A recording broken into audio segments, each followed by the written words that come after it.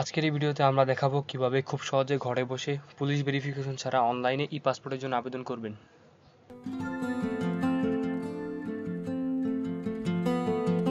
অনলাইনে ই-পাসপোর্টের আবেদনের জন্য গুগলে ই-পাসপোর্ট বিডি লিখে সার্চ করতে হবে। সেখান থেকে অফিসিয়াল যে সাইটটা আসবে ওই সাইটে প্রবেশ করতে হবে।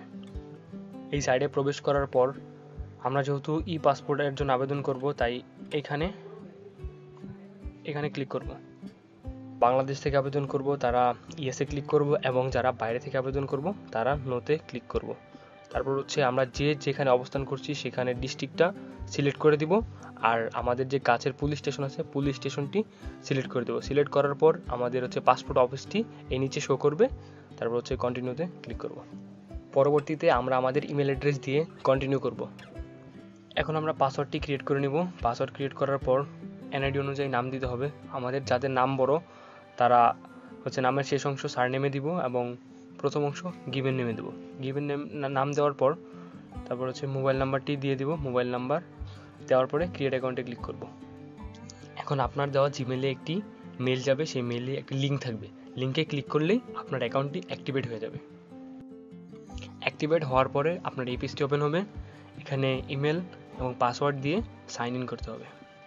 লগ ইনের পরে এই পেজটি ওপেন হবে। আমরা যেহেতু নতুন পাসপোর্টের জন্য আবেদন করব তাই অ্যাপ্লাই ফর দ্য নিউ পাসপোর্টে ক্লিক করি। যারা সরকারি চাকরি করেন তারা অফিসিয়াল পাসপোর্টে ক্লিক করবেন আর যারা সাধারণ আবেদন করবেন তারা হচ্ছে অর্ডিনারি পাসপোর্টে ক্লিক করে দেন সেভ এন্ড কন্টিনিউ করেন। এই পেজে আমাদেরকে কিছু পার্সোনাল ইনফরমেশন দিতে হবে। আমরা যারা নিজেদের জন্য আবেদন করব তারা অ্যাপ্লাই ফর মাইসেলফ এই ক্লিক বক্সে ক্লিক করব। এখানে ক্লিক করার পর হচ্ছে যারা নিজেদের জন্য আবেদন করবেন তাদের নাম পূরণ হয়ে যাবে। তারপর আমরা জেন্ডার সিলেক্ট করব। জেন্ডার সিলেক্ট করার পর প্রফেশন চুজ করব। প্রফেশন চুজের পর রিলিজিয়ন ধর্ম সিলেক্ট করব। ধর্ম সিলেক্ট করার পর আমাদের নাম্বার দিয়ে দিতে হবে। নাম্বার দেওয়া হলে তারপর হচ্ছে জন্মস্থানের ডিস্ট্রিক্ট দিতে হবে। জন্মস্থানের ডিস্ট্রিক্ট দেওয়া হলে জন্ম তারিখ পূরণ করার পর হচ্ছে কোন সূত্রে বাংলাদেশের নাগরিক সেটা পূরণ করে দিব। আর যারা অন্যদের জন্য আবেদন করবেন তাদেরকে ম্যানুয়ালি এই প্রসেসটা ফলো করতে হবে। এই পেজে আমাদেরকে পার্মানেন্ট অ্যাড্রেস এবং প্রেজেন্ট অ্যাড্রেসের ইনফরমেশন দিতে হবে। পার্মানেন্ট অ্যাড্রেসের ক্ষেত্রে প্রথমত ডিস্ট্রিক্টটি সিলেক্ট করতে হবে। ডিস্ট্রিক্ট সিলেক্ট করার পর গ্রামের নাম দিবেন। গ্রামের নাম দেওয়ার পর রোড বা সেক্টর এটা হচ্ছে অপশনাল, দিতে পারেন। তারপর হচ্ছে পুলিশ স্টেশনটি সিলেক্ট করবেন। পুলিশ স্টেশন সিলেক্ট করার পর আর প্রেজেন্ট অ্যাড্রেসের ঠিকানা দিতে হবে। প্রেজেন্ট অ্যাড্রেসের ক্ষেত্রে যাদের প্রেজেন্ট অ্যাড্রেস আর পার্মানেন্ট অ্যাড্রেস সেম তারা এই চেকবক্সে ক্লিক করে দিবেন। আর যাদের প্রেজেন্ট অ্যাড্রেস আর পার্মানেন্ট অ্যাড্রেস আলাদা তারা ম্যানুয়ালি পূরণ করে দেবেন। পূরণ করার পর হচ্ছে আমরা সেভ এন্ড কন্টিনিউ করব। এই পেজে আমাদেরকে ন্যাশনাল আইডি নাম্বার এবং জন্ম নিবন্ধন নাম্বার দিয়ে দিতে হবে। জন্ম নিবন্ধন আর ন্যাশনাল আইডি নাম্বার দিয়ে দেওয়ার পর হচ্ছে যেহেতু আমাদের নতুন পাসপোর্ট করতে হবে, I don't have any previous passport, আগে কোনো পাসপোর্ট ছিল না, তাই নোতে ক্লিক করব। নোতে ক্লিক করার পর এই যে এখানে কিছু ডাটা ইনফরমেশনগুলো আছে এগুলো অটোমেটিক ফিল আপ হয়ে যাবে। ফিল আপ হয়ে যাওয়ার পর যদি কারো এর আগে অন্য কোনো দেশের পাসপোর্ট থাকে তাহলে আমরা ইয়েসে ক্লিক করব, অন্যথায় নোতে ক্লিক করব। নোতে ক্লিক করে সেভ এন্ড কন্টিনিউতে ক্লিক করব। এই পেজে আমাদেরকে আমাদের বাবা মার ইনফরমেশন দিতে হবে। বাবার নামের ক্ষেত্রে এনআইডি অনুযায়ী বাবার নাম দিবেন এবং প্রফেশন সিলেক্ট করবেন। প্রফেশন সিলেক্ট করার পর জাতীয়তা ন্যাশনালিটি অবশ্যই বাংলাদেশি। এনআইডি কার্ডের নাম্বার যে অপশনাল, দিতে পারে, না দিলে প্রয়োজন নেই। তারপর মার ইনফরমেশনের ক্ষেত্রে মার নাম হচ্ছে এনআইডি অনুসারে দিবেন। তারপর মার প্রফেশন সিলেক্ট করবেন। মার প্রফেশন সিলেক্ট করার পর ন্যাশনালিটি অবশ্যই বাংলাদেশি, এনআইডি কার্ড অপশনাল। আর যাদের ক্ষেত্রে গার্ডিয়ান নেই তারা এক্ষেত্রে এই লিগ্যাল গার্ডিয়ান ইনফরমেশনগুলো পূরণ করে দেন সেভ এন্ড কন্টিনিউ। এই পেজে আপনি আপনার বৈবাহিক সম্পর্ক সিলেক্ট করে তারপর সেভ এন্ড কন্টিনিউ করুন।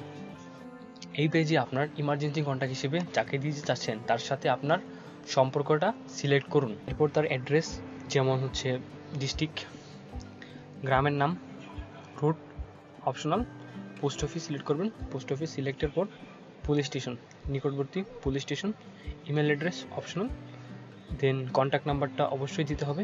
কন্ট্যাক্ট নাম্বার দেওয়ার পর সেভ এন্ড কন্টিনিউ করি। এই পেজে আপনি কত পেজের এবং কত বছর মেয়াদি পাসপোর্ট করতে চাচ্ছেন সেটা সিলেক্ট করে সেভ এন্ড কন্টিনিউ করবেন। এই পেজে ডেলিভারি অপশনটি চুজ করতে হবে। রেগুলার ডেলিভারির ক্ষেত্রে আপনি সাধারণ যত দিনের মধ্যে পাসপোর্ট পাওয়ার কথা তত দিনের মধ্যেই পেয়ে যাবেন। আর এক্সপ্রেস ডেলিভারির ক্ষেত্রে পাসপোর্টটা আগেই দেওয়া হয়, তবে এক্ষেত্রে টাকার পরিমাণ কিছুটা বেশি হয়। এই পেজে আপনার এখন পর্যন্ত দিয়ে আসা যত ইনফরমেশন আছে এই ইনফরমেশনগুলো সঠিক আছে কিনা সেগুলো চেক করতে পারবেন। চেক করে এডিট করে নেবেন যদি কোনো সমস্যা থাকে, আর নয়তো দরকার নেই। সব কিছু ঠিক থাকলে আপনারা এখানে বক্সে ক্লিক করবেন। বক্সে ক্লিক করে confirm and process to payment এখানে ক্লিক করবেন। অ্যাপ্লিকেশন সামারির এই পেজের নিচে আপনাদের পেমেন্ট অপশন আসবে। এখানে আপনারা চাইলে অনলাইন অথবা অফলাইন দুইটা মাধ্যমে টাকা পরিশোধ করতে পারবেন। পেমেন্ট সাকসেস হওয়ার পর আমরা প্রিন্ট সামারি এবং অ্যাপ্লিকেশন ফর্মটা ডাউনলোড করে নেব। এখন পেমেন্ট স্লিপটি ডাউনলোড করার জন্য প্রিন্ট সামারি হতে অনলাইন রেজিস্ট্রেশন আইডিটি কপি করে দেন পাসপোর্ট ফিতে যাবেন। পাসপোর্ট ফিতে গিয়ে এখানে ক্লিক করবেন। এখন পাসপোর্ট অ্যাপ্লিকেশন আইডিটি ক্লিক করে আপনার কপিকৃত যে পাসপোর্টের আইডিটি থাকবে ওটা পেস্ট করবেন। পেস্ট করে জমা দিনে ক্লিক করলে আপনি অনলাইন পেমেন্ট স্লিপটি ডাউনলোড করতে পারবেন। ডাউনলোডকৃত 3টি PDF ফাইল দোকান থেকে প্রিন্ট করে নির্ধারিত পাসপোর্ট অফিসে ফিঙ্গার দিতে চলে যাব। এরপর মেসেজে আপনাকে জানিয়ে দেওয়া হবে কোন দিন আপনি পাসপোর্টটি পাবেন।